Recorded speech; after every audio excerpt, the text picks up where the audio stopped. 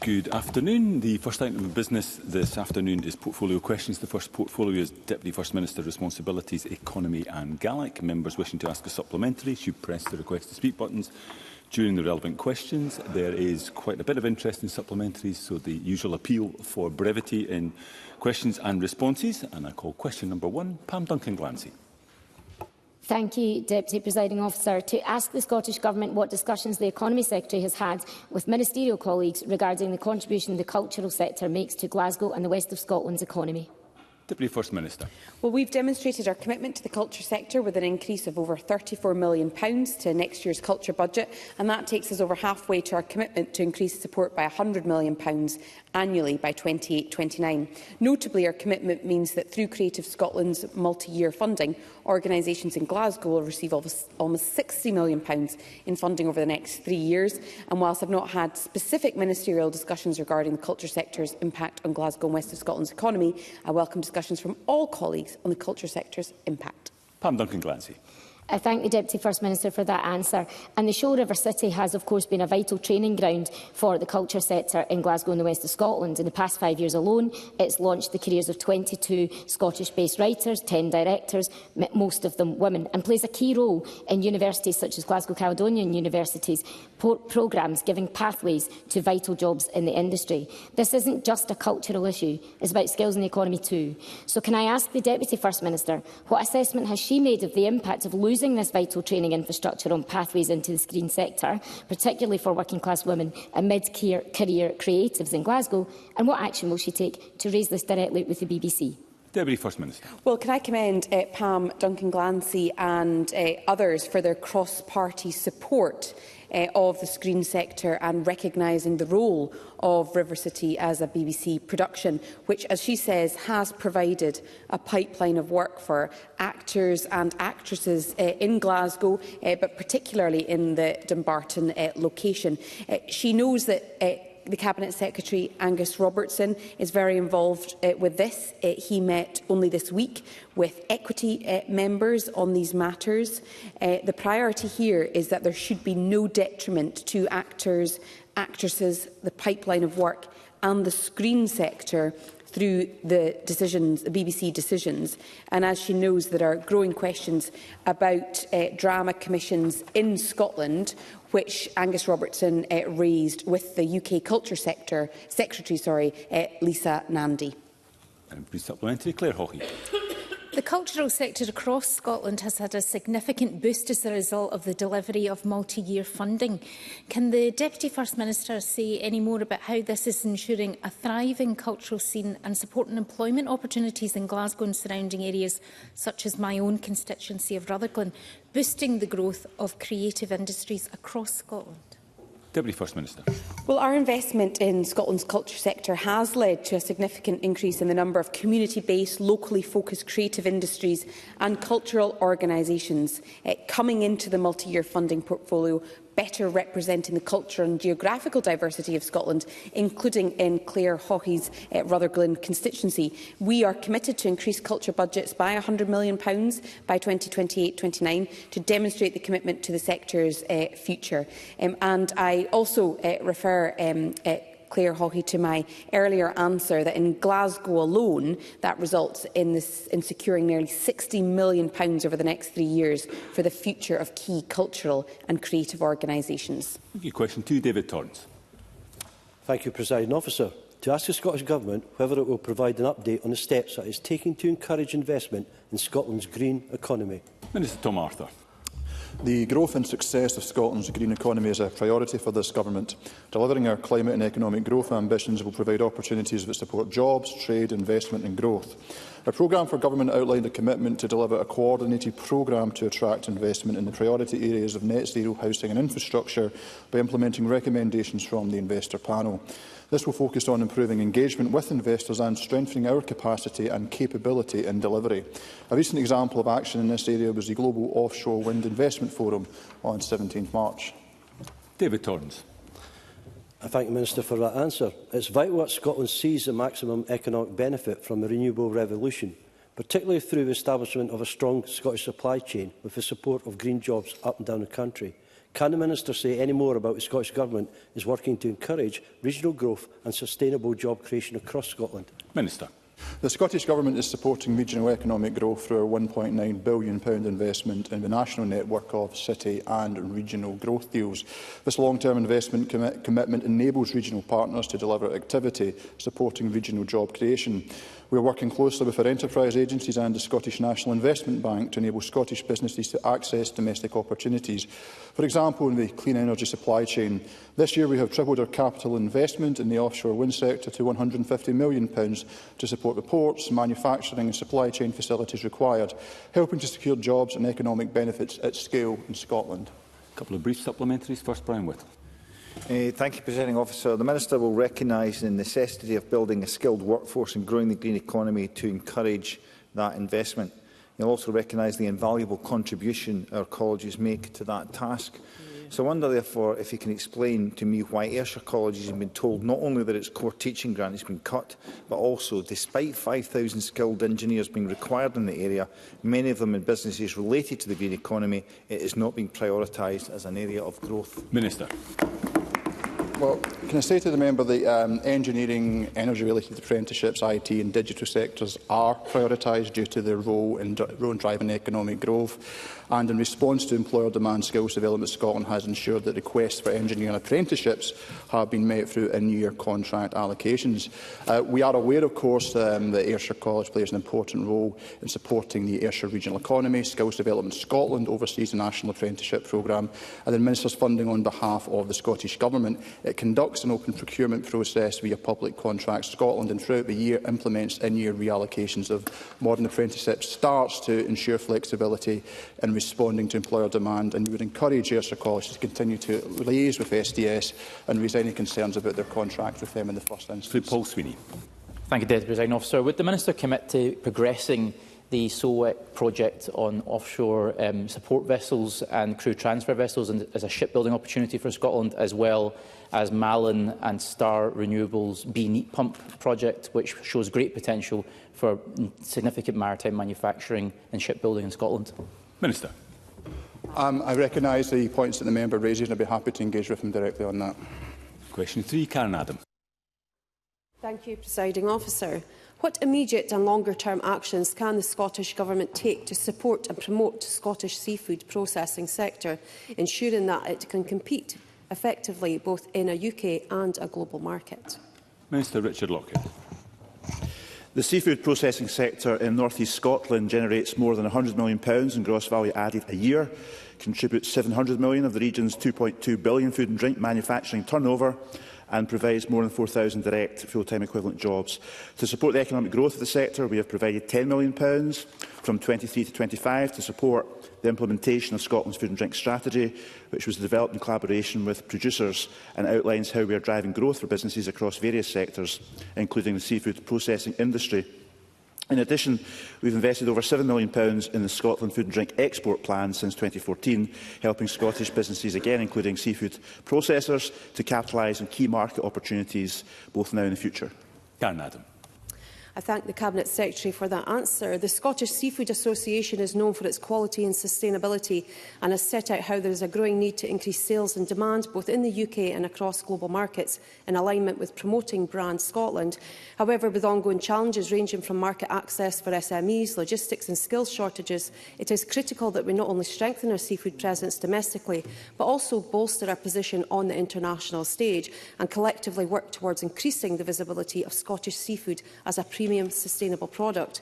What role can the Scottish Government play in facilitating this growth it so badly needs? Minister. I know this is an issue close to Karen Adams' heart, given the importance of seafood processing and the catching sector to her constituency. And the funding we have provided towards the food and drink industry strategy to date has increased the value and reputation of the seafood sector at home and also internationally. There's been a number of projects led by Seafood Scotland. I'm a big fan of that organisation, and in my role as Trade Minister, I'd be happy to meet Seafood Scotland to discuss if there's any further steps that should be taken to support the international opportunities being realised for this fantastic sector. And brief supplementary, Tim Meighan. Karen Adams raises some incredibly important points. The catching and processing sectors are important to communities across Scotland, but many have been very worried about the future talks between the UK and the EU on a new deal that may include demands to back down on current fishing rights. Can the Minister lay out what conversations the Scottish Government is having with the UK Government and European officials that helps protect the processing sector moving forward? Minister. Well, thanks. And the member raises an important point. He'll be aware of the obstacles created through Brexit for seafood exporters in Scotland and the damage that has caused the sector. I'm therefore surprised that now he's taking a reverse position, whereby he's saying that somehow being out of Europe is causing these problems and these difficult negotiations, and perhaps his party shouldn't have supported Brexit in the first place and all the damage that's been caused to seafood exporters in the length and breadth of Scotland. But I'm sure that Mary Goujon, the Cabinet Secretary responsible for these negotiations, unlike the member's party, takes the interests of the fishing industry very seriously. Question 4, John Mason. Thank you. To ask the Scottish Government whether it will provide an update on the provision of Gaelic medium education at primary level in the Glasgow-Shettleston constituency. Deputy First Minister. Well, I would like to commend Glasgow City Council for its commitment to Gaelic medium education and the good progress it has made. There are plans in place for a 4th Gaelic school, which will be able to serve the Shettleston constituency and other areas. We understand that planning permission has been granted and the construction contract is in place, and the pupils who will attend the school have already started their Gaelic medium education at North Kelvinside Primary, and Glasgow City Council expects that they will move to the renovated school in autumn 2026. By means of the £2 billion Learning Estate Investment Programme, which is being delivered in partnership with local authorities, will provide Glasgow City Council with significant funding support for the school project. John Mason. Thank you, Deputy First Minister, for that answer, which is really encouraging. And it's, as she says, Glasgow has now got 4, or going to have 4, Gaelic medium schools. And not only that, but it has saved an extremely important building in the East End of Glasgow. Does she think other councils could learn from this example and increase the number of schools with Gaelic medium? Deputy First Minister. Well, we see in the most recent census figures, as well as other evidence, that Gaelic medium education continues to grow in popularity as a product of that education. I obviously think it's a great idea, which offers great prospects to pupils that go through Gaelic medium education, and we stand ready to support local authorities that want to develop Gaelic medium opportunities and to be able to respond to parents who indicate their preference for placing a child in Gaelic medium education. The reminder that the question relates to Gaelic medium education in the Glasgow-Shettleston constituency. I call a supplementary from Emma Roddick.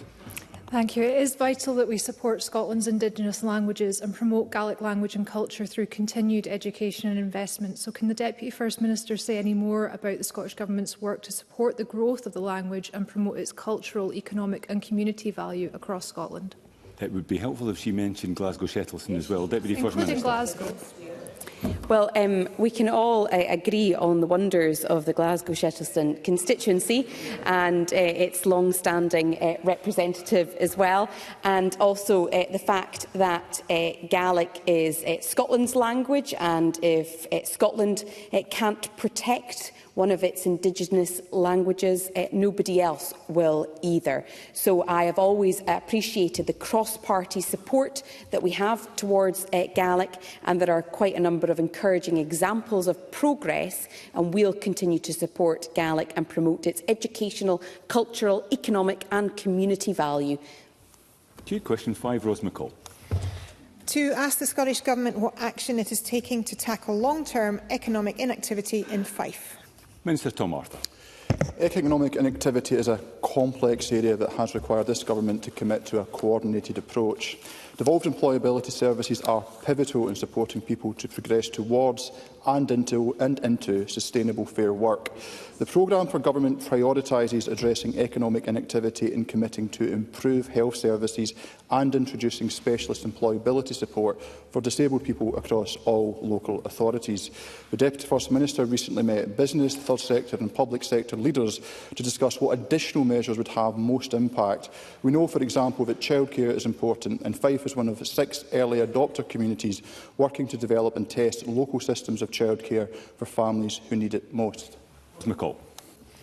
Thank you, and I thank the Minister for that answer. But the number of registered private sector enterprises fell by 60 in 23-24, and the employment in these businesses fell by almost 2,500 jobs in the same period. If you dig a little deeper, you find that Fife's job density as a whole between 18 to 22 is far behind the Scottish average at only 0.69 jobs in the region for every resident of working age.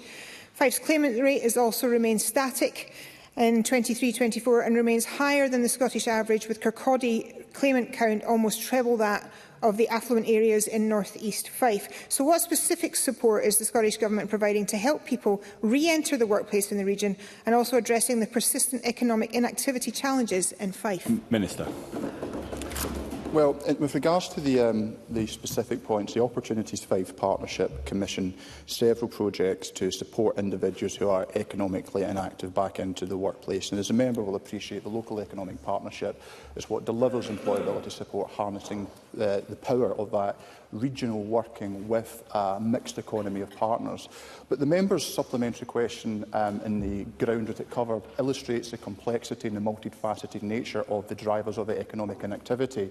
And she touched particularly on the issue of employment opportunities. And that is why, through, for example, regional growth deals, of which Fife benefits, and through initiatives like community wealth building, for example, we are seeking to create greater equality between the regions of Scotland. So there's a multifaceted approach that we are taking through investment to stimulate jobs and economic growth, as well as the direct interventions that take place through employability provision as well.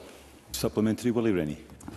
Such high rates of economic inactivity are not good for the individual concerned, but neither is it good for our long-term economy, especially as the new cohort of people who are economically inactive tend to be younger, but also tend to have neurodevelopmental conditions.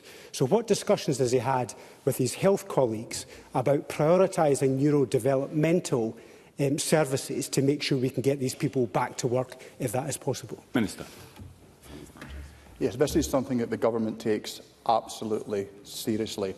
And of course, is implicit in the point that Willie Rennie raises. This is not just about employability services, it's about health services, it's both mental and physical. And we are taking that holistic, joined-up approach, recognising the multitude of factors that can determine whether or not someone is economically inactive. The Deputy First Minister I referenced in my earlier answer has been engaging with a range of stakeholders and partners, including those operating within the mental health and disability spheres as well. So I want to reassure the member that the Government is committed to working partnership, local, regional and national level, to ensure that we can provide the most rounded and holistic support possible to help address economic inactivity.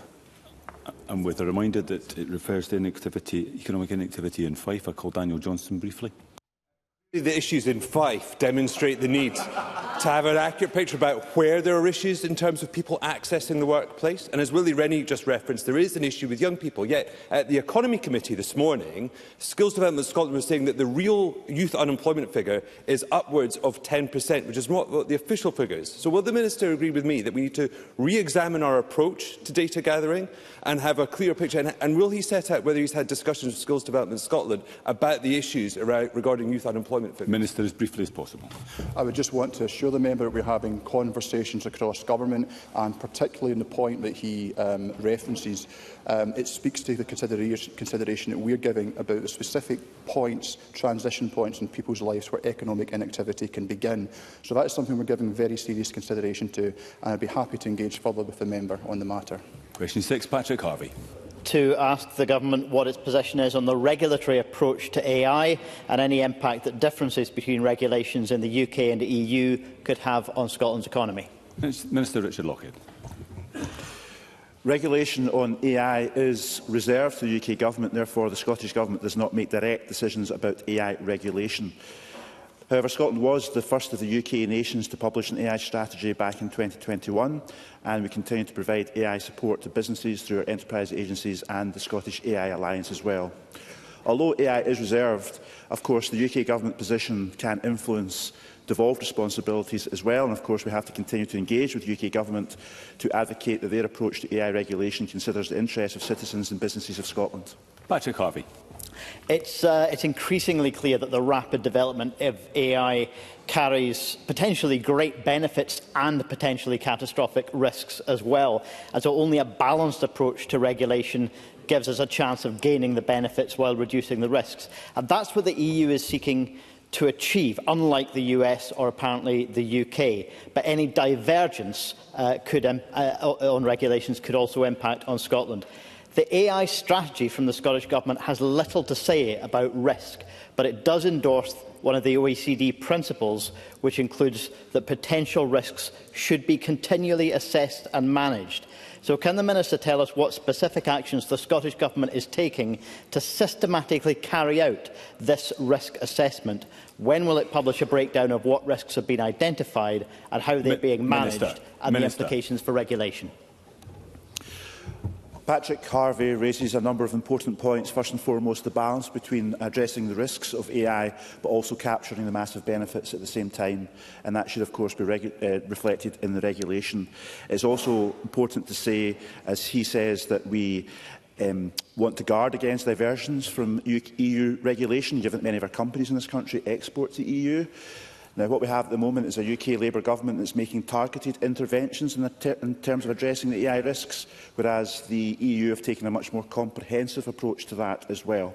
I can assure the member, Patrick Harvey, that in Scotland we are refreshing our AI plan at the moment and will take on board the points that he makes in a very valid way. Thank you. Brief supplementary list.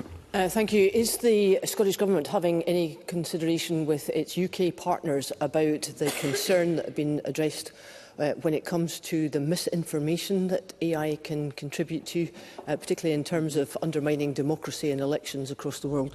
Minister. Yes, Liz Smith again raised a very important point that we have raised, and I have personally raised time and time again with successive UK ministers, including the new UK ministers in the UK Government. One of the issues that's been of concern to the Scottish Government is that whilst the UK has tended to talk about the long-term frontier threats of AI, that's come at the expense of talking about and addressing the short-term risks of misinformation or deepfake images or some of the more immediate threats that the public are very concerned about, and indeed the business community who want to use AI in a way that can be trusted. So that is a point we are conveying to the UK Government at the current time. Question 7, Evelyn Tweed. Thank you, Presiding Officer. To ask the Scottish Government, as part of the development and delivery of its economic strategy, what assessment it has made of the contribution of the net zero sector to the economy. Deputy First Minister. Well, the Scottish Government has set out the opportunities from net zero in its green industrial strategy, and that strategy's mission is to ensure that Scotland realises the maximum possible economic benefit from the opportunities created by the global transition to net zero. And the strategy focuses our efforts and resources on specific opportunities based on an assessment of Scotland's likely sources of comparative advantage in the net zero economy. Evelyn Tweed. The development of carbon capture and storage, such as the Acorn project, will form an important part of our net zero journey. Given the UK Government is yet to approve the Acorn project, can the Deputy First Minister outline any ongoing discussions between both governments? Deputy First Minister. Well, the importance of the Acorn project for Scotland's net zero commitments and economic ambitions cannot be overstated, and the continued delays from the UK Government are not helping. I note that Aberdeen and Grampian Chamber of Commerce, with support from MSPs in this Parliament, today raises concerns around jobs, energy security and future investment, all being put at risk by the fact that the UK has not taken a positive decision on Acorn. The First Minister and the Cabinet Secretary for Net Zero and Energy have both recently engaged with the Prime Minister and the Secretary of State for Energy Security and Net Zero on the urgent need for a positive decision on Acorn. Scottish carbon capture suffered 2 decades of broken promises at the hands of various different iterations of the UK Government, and it really is time for them to finally come good on their promises. Question 8, Sharon Dowie. Thank you. To ask the Scottish Government what action it is taking to invest in the west of the South Scotland region. Tom Arthur. The Scottish Government is investing in a number of actions which will deliver economic growth across the South of Scotland region. These include our £180 million investment across the Ayrshire and Borderlands growth deals, allocating a budget of over £29 million in 2025-26 to South of Scotland enterprise to promote business growth, and committing a total of £15.5 million through the Regeneration Capital Grant Fund to deliver 9 projects in Dumfries and Galloway and 4 projects in South Ayrshire, all of which demonstrate this Government's commitment to driving growth and regeneration to our cities and regions. Sharon Dowie. Thank you for that answer. With the Ayrshire Growth Deal, businesses want to invest and provide high-paying jobs in the area. There are also developers who want to build good quality housing which would provide accommodation for these high-skilled workers. But poor infrastructure across Ayrshire is blocking investment by these businesses and housing developers. The A77 is the slowest A road in this country. The block is all too evident at critical junctions like the Moncton, Dutch House and Bankfield roundabouts, not to mention the Belfield interchange. So can I ask the Minister, what action can the Government take to work with local authorities to improve infrastructure and unlock the economic potential of this region? Minister. Well, I'm grateful to the member for her supplementary, and she will know, along with net zero and housing infrastructure, one of the 3 key priorities that the Government is committed to driving investment forward in. She also highlights the absolute critical importance of transport and enabling those opportunities to be realised. So I'd want to reassure the member that the Scottish Government is absolutely committed to continue working with growth deal partners to identify and workable and deliverable solutions to support investment opportunities. And to that end, I'd be more than happy to have further engagement with the member and local partners on the matter. Thank you. With apologies for those I wasn't able to call. We are tight for time across the afternoon. That concludes portfolio questions on Deputy First Minister responsibilities, economy and Gaelic. And there will be a brief pause before we move to the next portfolio to allow front benches to change.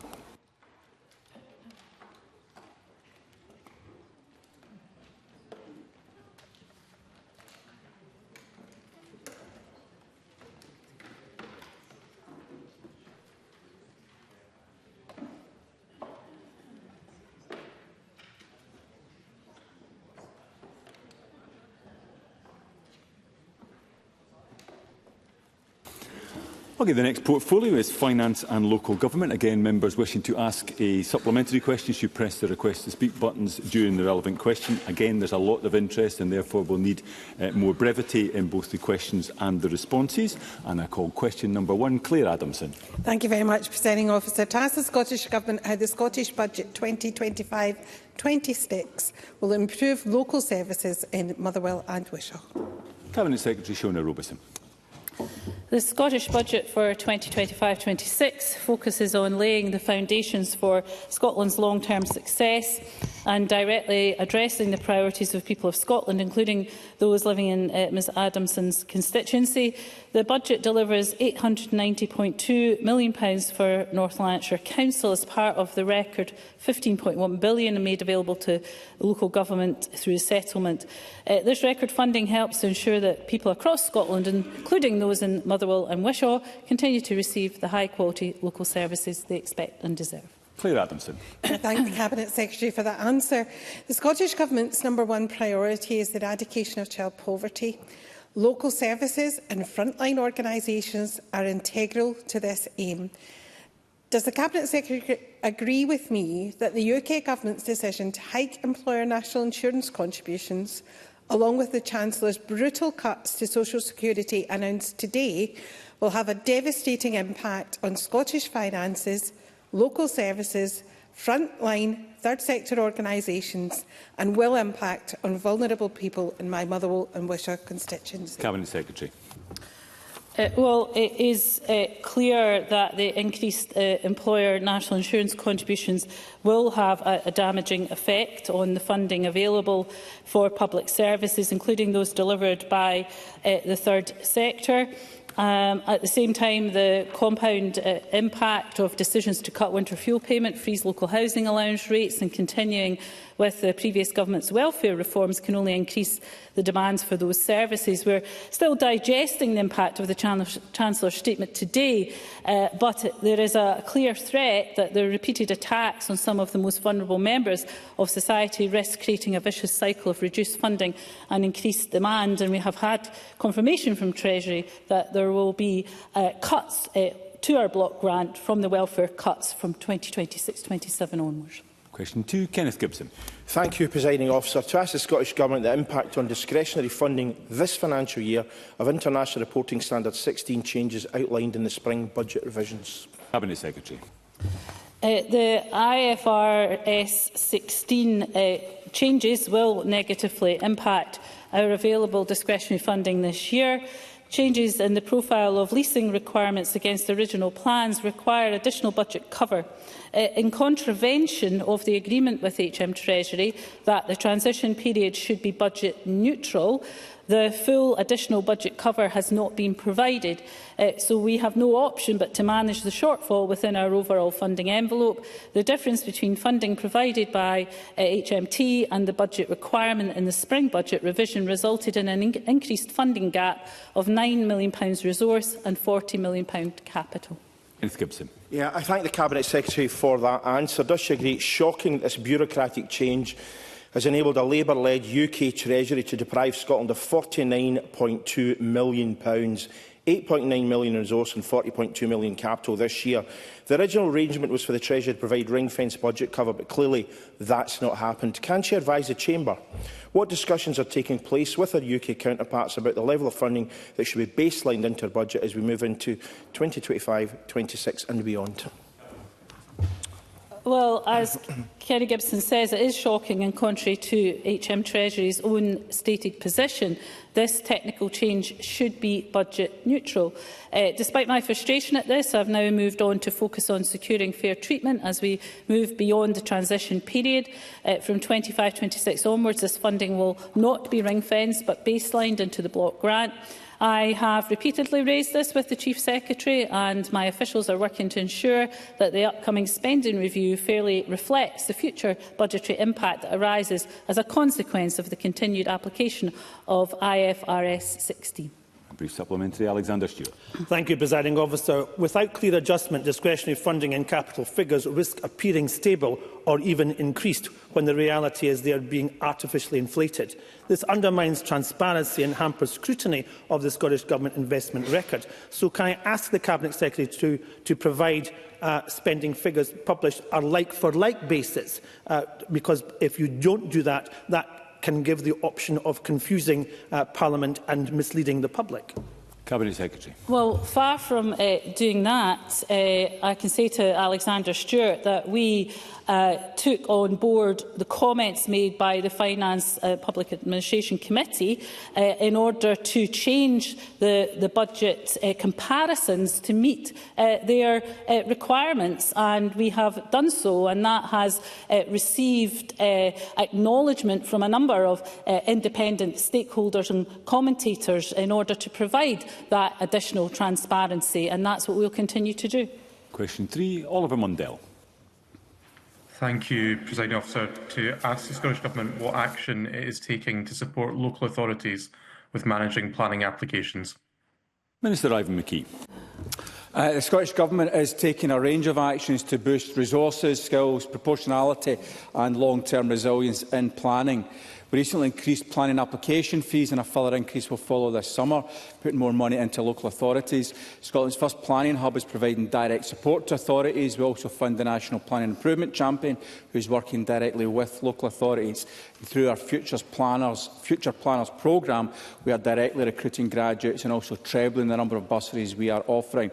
And last week, I launched the National Planning Skills Commitment Plan, involving cross-sector commitments from across the sector to improve skills and resources across planning. Oliver Mundell. I thank the Minister for that answer. Obviously, processing planning applications takes significant resources, especially for smaller rural authorities. And net expenditure, despite these commitments on planning and development by local authorities, was more than 30% lower in 23-24 than it was in 2013-14, and you don't have to look very far to find damaging delays that are holding back growth, particularly in the rural economy. So I wondered what work the Minister was doing to review local authorities and ensure that there was that consistency across Scotland. Minister. We're delighted to work with the National Planning Improvement Champion and his team in the Improvement Service. The Scottish Government funds a part of that work, and that work is focused on working with local authorities with peer-to-peer review, identifying best practice, linking up where authorities can learn from each other and helping them to improve their processes to best in class. The Scottish Government, through the Planning Hub focused on housing, is also working to identify stalled sites initiatives initially, and where we can provide extra resource and expertise from Scottish Government to help unlock those opportunities across the country, particularly, it must be said, in the kind of local authorities that Mr Mundell identifies that may not have as much resource in the planning team as other larger authorities might have. Okay, I'll take a couple of supplementaries. They'll need to be brief. First, Fulton McGregor. Thank you, Presiding Officer. Can the Minister outline how the recently launched National Planning Skills Commitment Plan that he already referred to is set to support our next generation of spatial planners, equipping them with the skills needed to make efficient planning decisions and overcome many of the challenges facing Scotland's communities? Minister. Our National Planning Skills Commitment Plan that I was delighted to launch in Govan just in the last 2 weeks is intended for all age groups and career stages. In recognising the clear need for efficient planning decisions, immediately post-launch we prioritised the first workshop to focus on the art of processing planning applications for our next generation of young planners. We intend to roll out more hands-on learning in the future to respond to demand, and the commitment plan has been designed to ensure we work to address the different and emerging skills needs of all planners moving forward. And it's great to see so many young planners coming forward to look forward to a very fulfilling career in the profession. Very briefly, Katie Clark. A number of my constituents have been in touch raising concerns about subaudible sound noise pollution caused by wind turbines. Does the Scottish Government plan to issue guidance to local authorities regarding the siting of wind turbines and the potential health issues associated with living in close proximity to turbines? Slightly off the substantive question, Minister, if there's anything you can It is, but what I can say, Presiding Officer, thanks to the member for the question. I don't know exactly what guidance in place, but I would be sure that there is already guidance in place with regards to the siting of wind farms. But if the member's got a specific issue that she wants to get clarified with myself and officials around what precise guidance is in place, then I'm happy to meet with her separately on that. Thank you. Question 4, Miles Briggs. To ask the Scottish Government when ministers last met with the City of Edinburgh Council to discuss the reported financial pressures facing the capital. Cabinet Secretary. The Scottish Government continues to meet with COSLA and individual local authorities on a regular basis to cover a range of topics, including current and future budget pressures. Miles Briggs. I thank the Cabinet Secretary for that answer. Edinburgh City Council receives the lowest level of funding per head of population, at the same time as having the highest pupil-teacher ratio in Scotland. With the UK Labour Government's decisions to change VAT on independent schools, we're already seeing data on increased numbers of pupils entering the state sector. So can I ask the Cabinet Secretary what plans, and she mentioned COSLA, do the Government and COSLA now have to review the funding formula to keep pace with potential increased school rolls here in the capital? Cabinet Secretary. Firstly, can I say to Miles Briggs, of course, the City of Edinburgh Council will receive over £1 billion to support day-to-day services in 25-26. That's an extra £60 million or additional 5.9%. compared to 24-25, and of course they will get an additional capital allocation and support with their costs of employers' national insurance contributions. In terms of the funding formula, I'm sure Miles Briggs will be aware, of course, that funding formulas have to be agreed within COSLA, and that is quite challenging when you have 32 local authorities who quite often have their own interests. Some are not always the same interests as each other, and that can be very challenging. We cannot impose a funding formula. That would be received very, very badly indeed by local government. So I think it will be for the City of Edinburgh Council to try and persuade their other COSLA colleagues around any changes required to the funding formula. A very brief supplementary, Sarah Boyack. Yes, thank you, Presiding Officer. And declare my register of interest. We know we've got a housing emergency in Edinburgh, huge pressures on the health and social care budget. So at what point will the Cabinet Secretary acknowledge that the huge increase in population and the pressures on Edinburgh are not going away and our constituents are getting let down by this government? Cabinet Secretary. Well, can I say to Sarah Boyack that we have, in order to support the Affordable Housing Supply Programme, a massive increase in the capital allocation for affordable housing within the budget, which she, of course, did not vote for.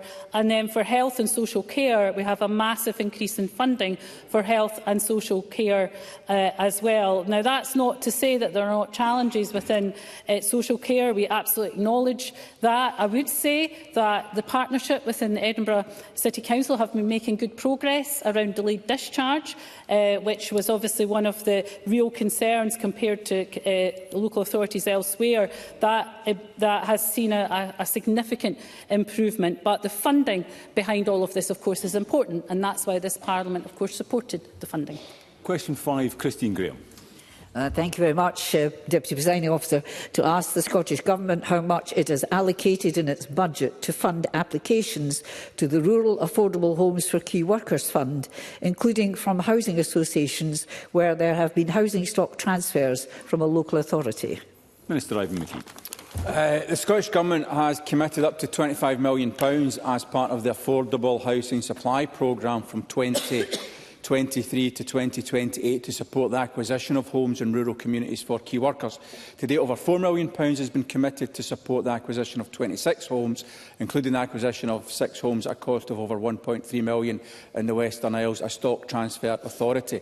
Local authority and registered social landlord partners have identified the potential for a further 40 homes to be acquired, and Scottish Government officials continue to actively work with them to maximise the utilisation of the fund. Christine Graham.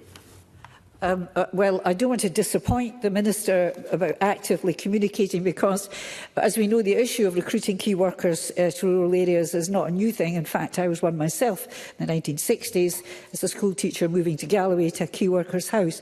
But neither of the councils in my area, that's Midlothian and Borders Council, seem to be aware of this fund. Can I therefore ask if this can be made, given more publicity and made much more accessible, as they simply didn't know about it? Minister.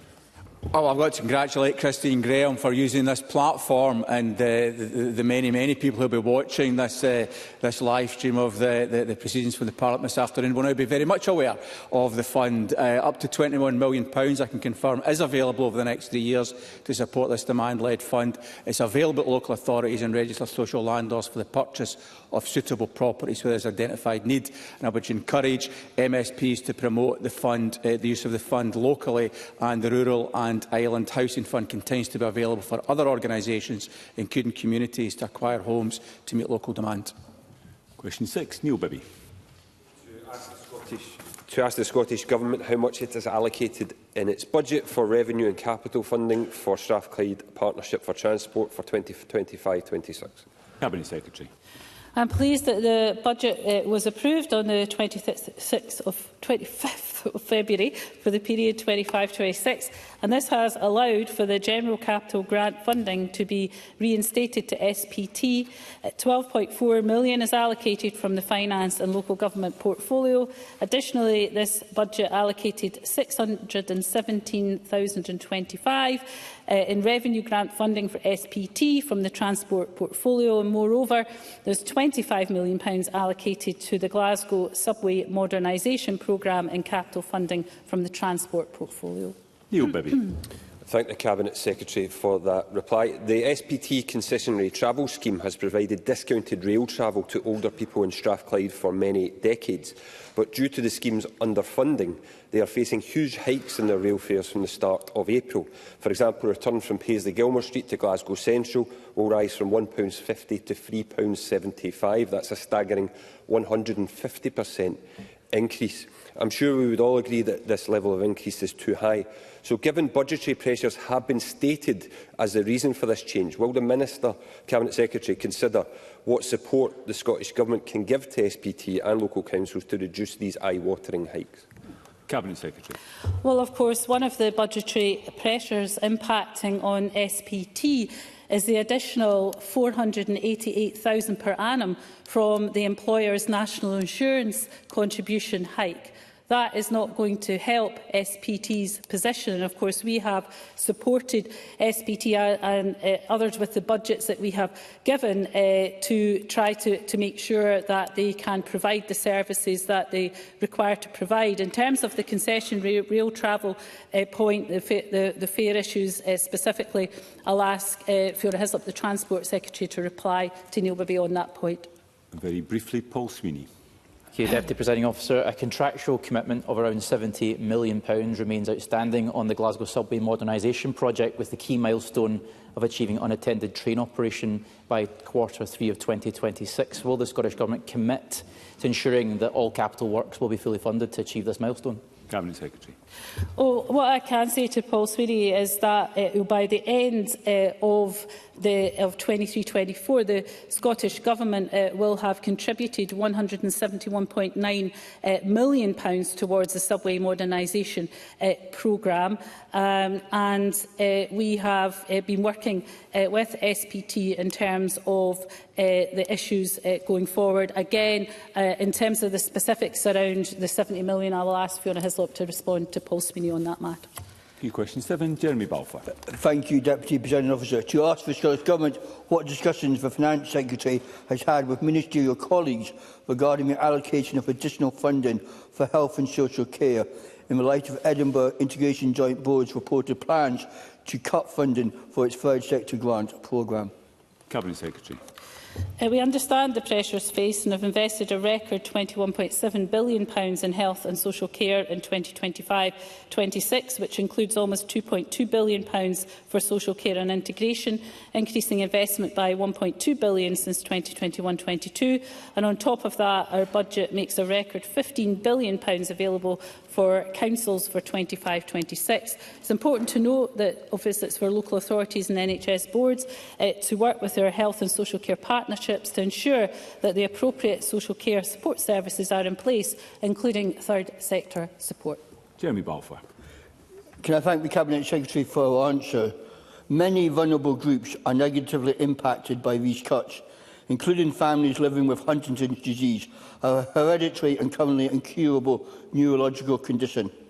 Edinburgh is currently served by Huntington's disease specialists employed by Scottish Huntington's Association, who proactively support patients and carers in the community with a view to preventing crisis situations from arising. This service may go, Cabinet Secretary. Does the Cabinet Secretary agree with me that cutting prevention spending such as this is short-sighted and a false economy? And will she work with me and all stakeholders to ensure that this extremely worrying prospect does not come to pass? Cabinet Secretary. Well, first of all, as I understand it, the Edinburgh Integration Joint Board have been discussing these issues, and with engagement there has been between officers and the third sector organisation representatives that there has been an agreement to extend the existing Edinburgh Integration Joint Board grants to at least the end of June.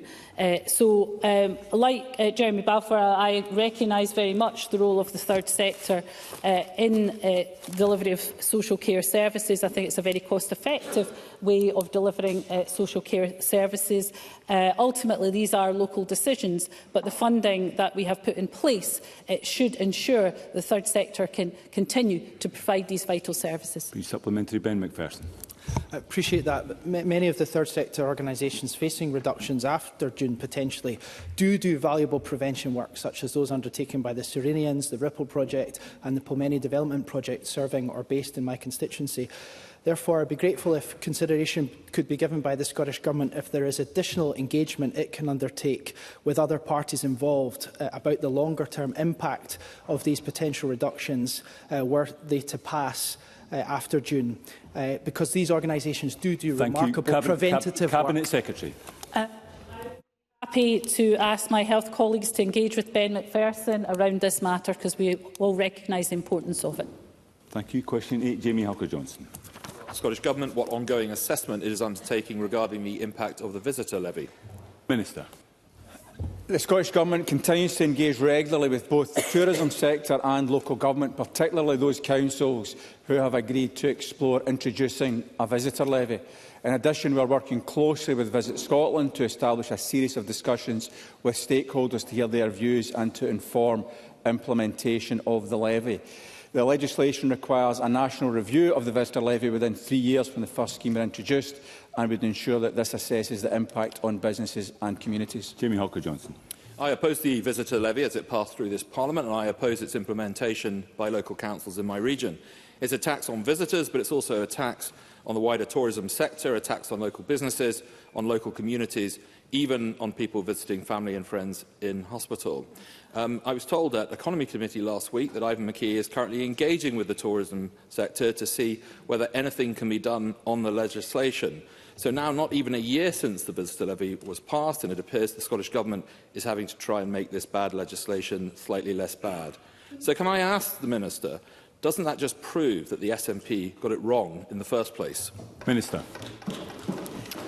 Well, it's not surprising that yet another Tory member is standing up and calling for a reduction in funding to local authorities, while with the next breath other members, and indeed I wouldn't be surprised if him himself would be standing up and asking for the government to provide more funding to local authorities. So the lack of consistency and the level of economic illiteracy across the Tory benches are again on display this afternoon. With regards to the specifics on the visitor levy, as I've indicated, this government is absolutely committed to working with the grown-ups in the room, the sector, local authorities, Visit Scotland and others, to be able to recognise that a levy is the right step to take forward to raise more money to support the tourism industry and to work through challenges and to understand the best way to implement the scheme so that it works for everybody. Thank you. And briefly, Beatrice Wishart. Thank you, Presiding Officer. I've raised this matter previously, yet it's still unclear if patients travelling to different parts of Scotland for NHS treatment will be impacted by the visitor levy. What assessments the Scottish Government made of that impact on patients who are travelling for necessary treatment, and in the interest of fairness and equity of access to healthcare, will a national exemption be considered? Minister. Clearly there are some exemptions in the legislation, but the specifics on implementation are for local authorities to address through the consultation process that the legislation requires them to take forward in the local area to find a scheme that is suitable for their local circumstances. Thank you. And again, with apologies for those I wasn't able to call for supplementaries. We are tight for time across the afternoon. That concludes portfolio questions. There will be a brief pause before we move to the next item of business.